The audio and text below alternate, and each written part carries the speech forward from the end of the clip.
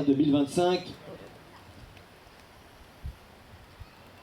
Dégagement en faveur d'El Chaco avec Brieux Rigaud, tout en blanc. Olivier Payen, le capitaine. El Chaco, bien suivi par Edouard. C'est finalement l'équipe Animales avec Pancho McLaughlin, casque jaune, qui récupère cette balle. Donc là, on est sur un tournoi en effet donc de 16 goals. 16 goals, ça correspond au handicap des joueurs additionnés. Si vous avez des petites brochures, vous allez comprendre. On additionne en fait le niveau de jeu donc, de chaque joueur. Et ça donne en fait le niveau. Et l'arbitre de la rencontre a sifflé.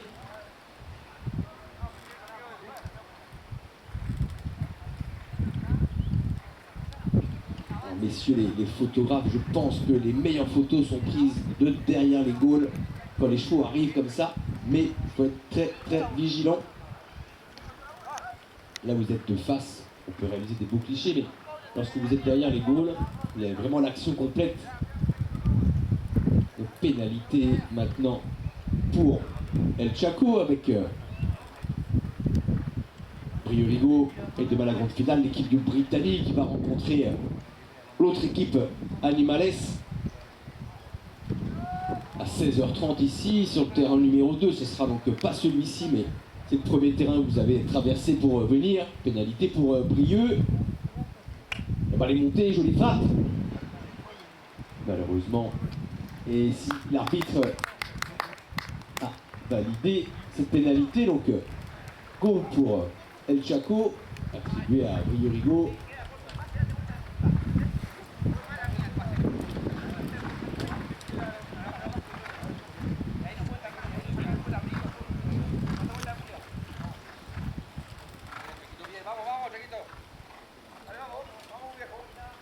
Et la balle est lancée, récupérée par Olivier Payen. Donc maintenant les blancs vont marquer à gauche.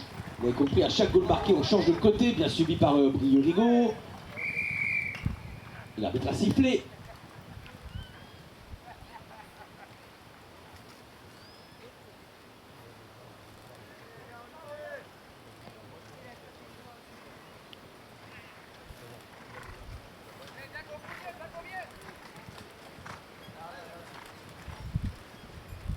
Pénalité en faveur de l'équipe Animales avec Pancho McLaughlin qui va donc dégager la balle. 5-4 dans ce début donc, de troisième période. Pancho, quelle balle, traversée au moins 150 mètres, un terrain de polo c'est 275 mètres sur 145. Je ne sais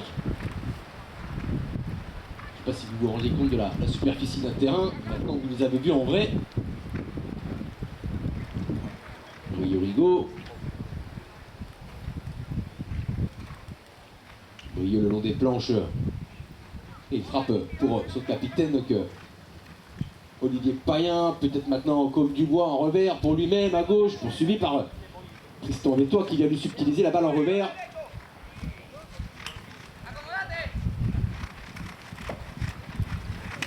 Belle action de la part de Tristan Vétois qui va pouvoir se poursuivre avec Baouti. Il va frapper directement au goal. La balle enroulée, qui sera le premier sorti du jeu par Brieux qui est venu l'empêcher de jouer, hein, vous l'avez vu. La Côme Dubois qui est bien subie également pour Brieux. C'est un polo qui est très agréable à regarder. Ça se joue en ligne. S'il y a un joueur qui rate, s'il y a un joueur qui est derrière, il va pouvoir donc enchaîner l'action et poursuivre. Récupéré par Tristan Vétois, balle un peu courte, c'est dans le maillet d'Edouard Pan. Edouard Pan.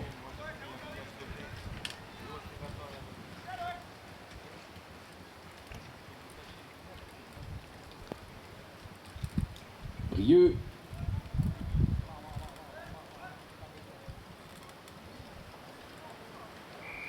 Et l'arbitre a sifflé.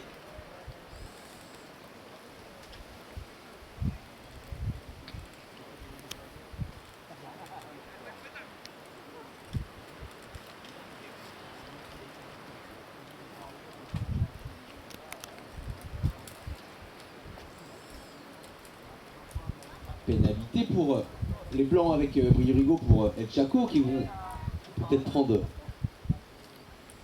un peu d'avance. 5-4, on est à mi-période de cette troisième période. N'oubliez pas qu'à la fin de cette-ci, vous pourrez aller sur le terrain tous ensemble pour remettre un peu le terrain d'aplomb pour que la balle puisse rouler. Et là, les joueurs ont décidé d'aller changer donc de monture. Alors là, pour un tournoi en fait de ce niveau-là, il faut imaginer à peu près 40 chevaux minimum par équipe pour les 4 joueurs. Vous voyez, donc un match de polo de ce niveau-là, c'est 80 chevaux qui sont engagés.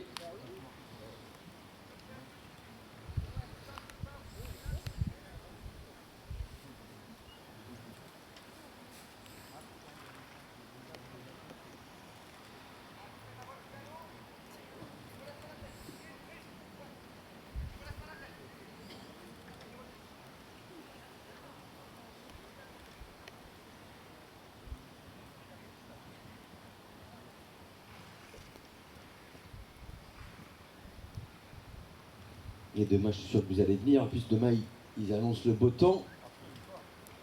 Ce sera parfait, ce sera idéal. Et là, c'est Edouard Pan pour El Chaco qui va tenter de transformer cette pénalité.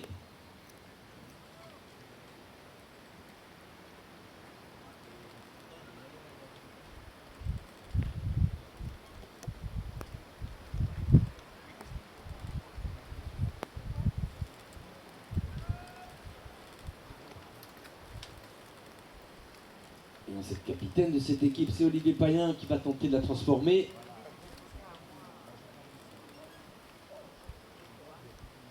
Olivier Payen, il a frappé dans cette balle. Et malheureusement, la balle est passée à droite des poteaux. C'est ce que je vous disais, ça paraît simple, mais c'est peut-être ça aussi la raison pour laquelle il faut aller sur le terrain, notamment à proximité des goals, puisque bien évidemment, c'est là où le site terrain est très abîmé. Mais ça peut être difficile, et là c'est facile pour Brieux normalement, et bien sûr il a récupéré cette balle aisément. 6-4 pour El Chaco. Je l'ai dit, Brieux il est le meilleur joueur français avec 6 de handicap.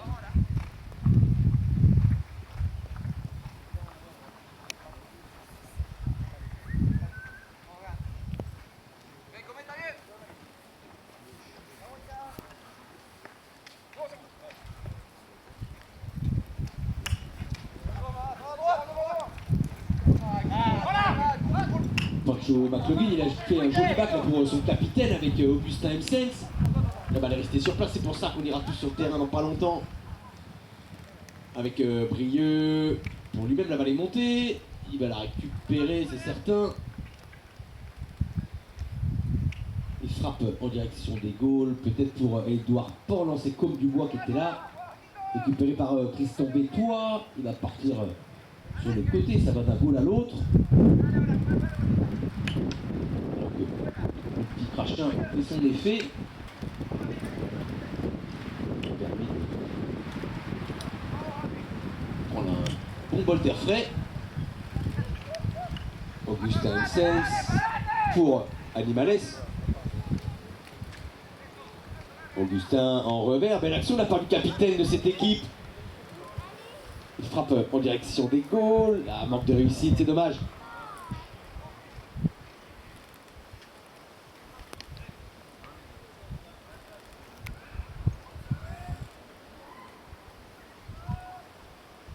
Un peu plus de 2 minutes de jeu dans cette troisième période encore.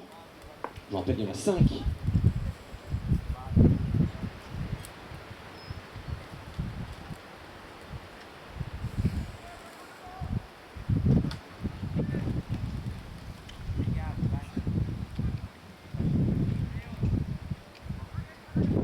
Pancho McLaughlin.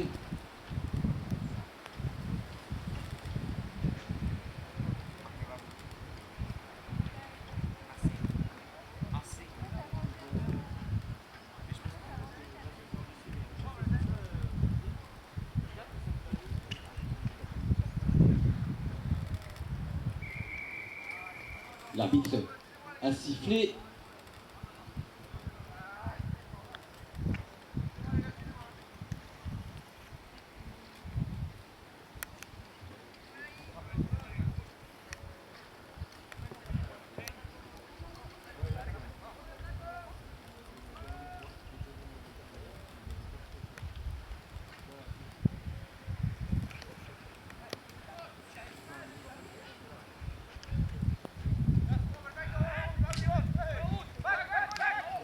défensif de la part d'Augustin Msens, mais a été sifflé par l'arbitre de la rencontre.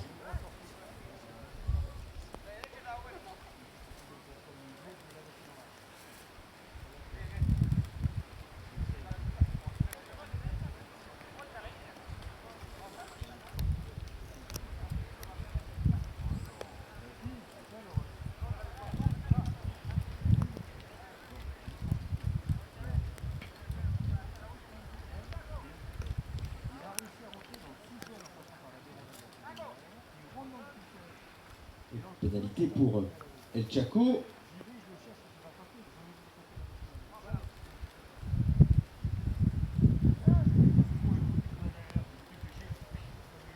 Avec Brieux qui va tenter de nouveau de la transformer.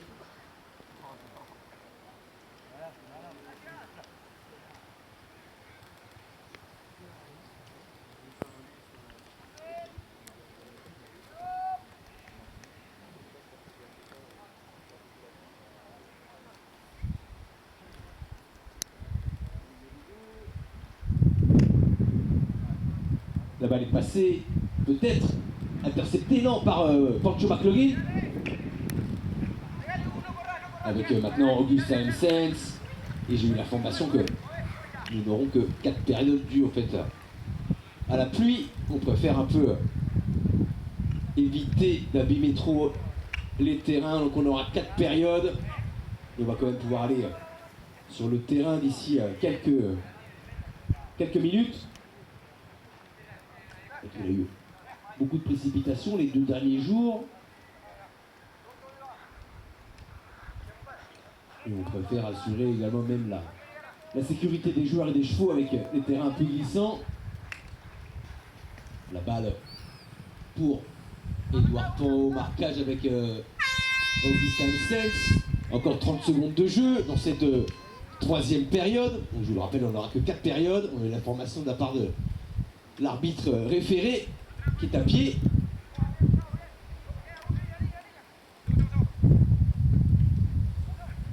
Edouard, malheureusement il n'a pas pu frapper la balle comme il faut. Augustin Msens pour Animales, est-ce qu'il va avoir le temps d'aller jusqu'au bout? Et l'arbitre a